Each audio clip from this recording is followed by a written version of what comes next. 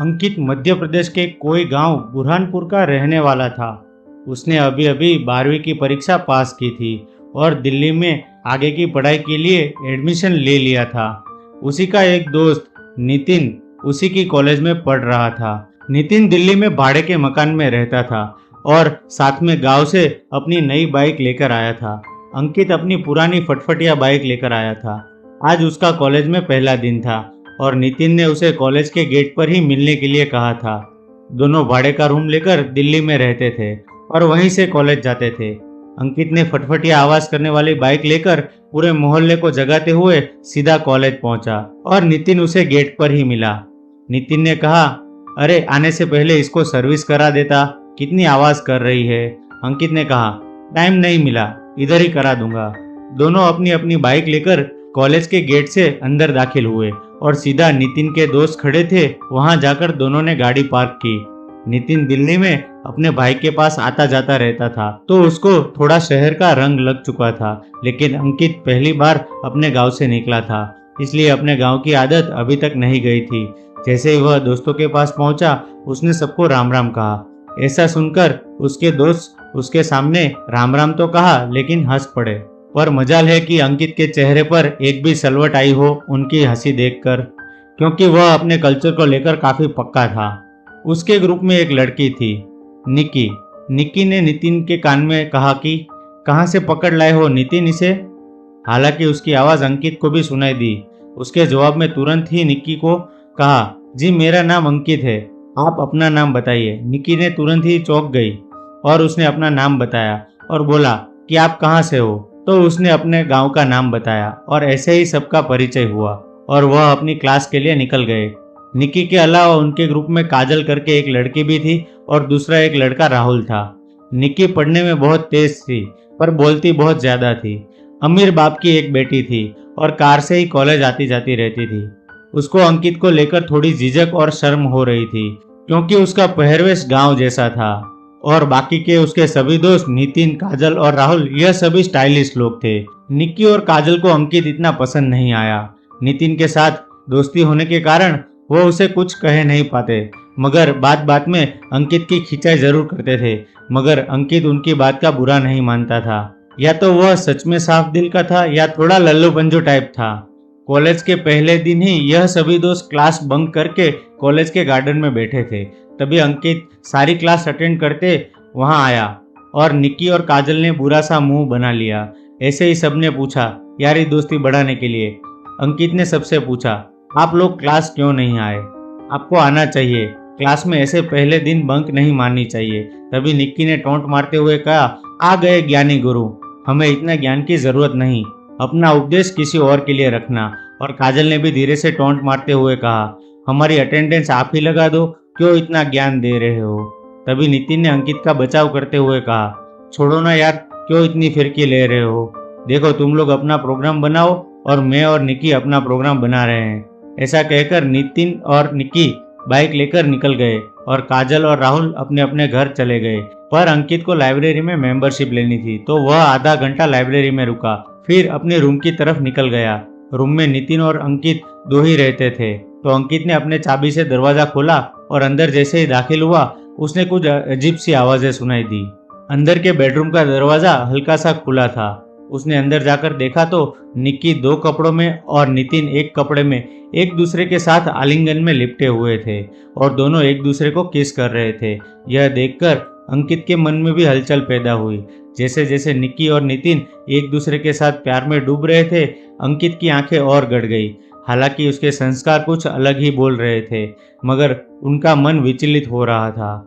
सारी की सारी काम क्रीड़ा अंकित ने अपनी आंखों से देखी और अपने रूम में जाकर उसने अपने आप को ठंडा किया। जैसे जैसे कॉलेज के दिन आगे बढ़ते गए वैसे वैसे एग्जाम के दिन नजदीक आते गए।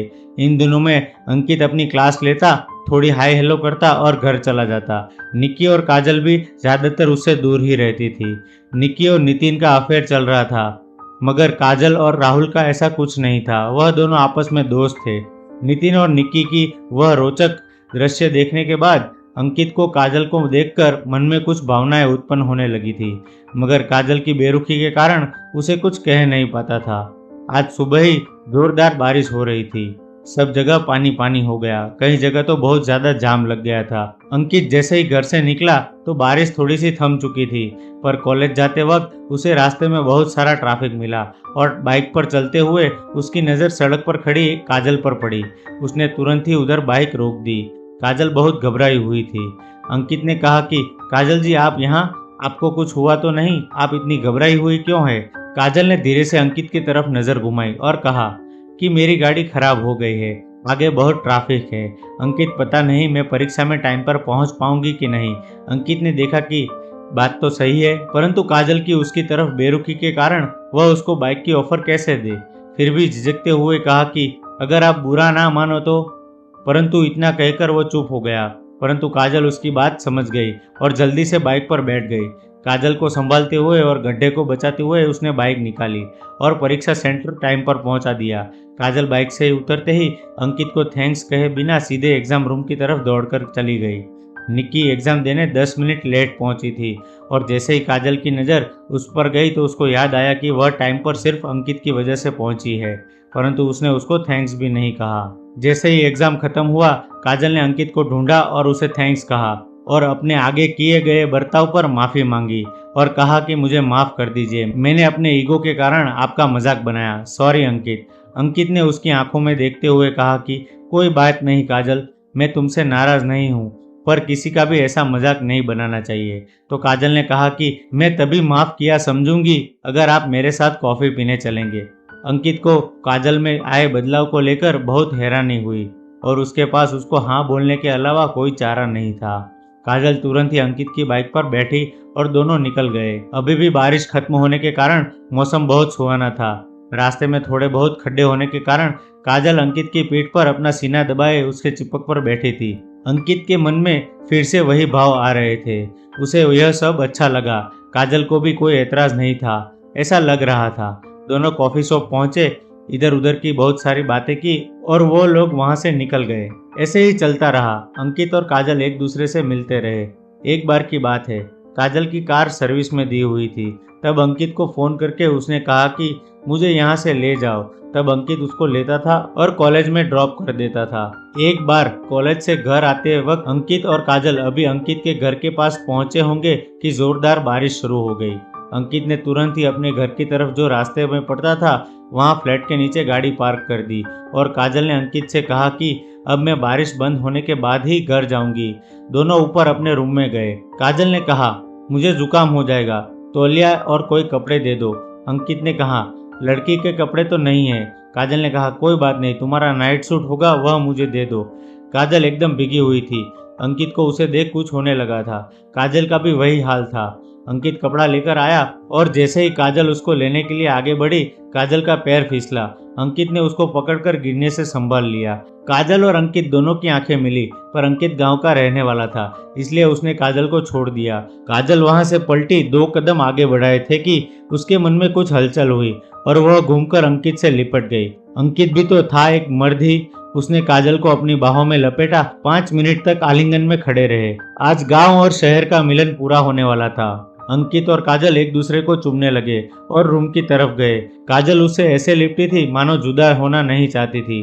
काजल ने पहल करके अंकित का टी शर्ट उसके शरीर से दूर किया। उसकी गांव का मजबूत बदन देखकर उसके मन में और विचलित होने लगा। अंकित भी आगे बढ़कर उसके शरीर से कपड़ा अलग अलग कर रहा था और दोनों प्यार के आगोश में ऐसे डूबे जैसे कि किसी लता पर सांप लिपट चुका हो। दोनों के जिस्म एक हो गए थे। अंकित काजल में समा गया। उसके बाद अंकित और काजल का यह रिश्ता पूरे 3-4 साल तक रहा। उसके बाद दोनों ने शादी कर ली।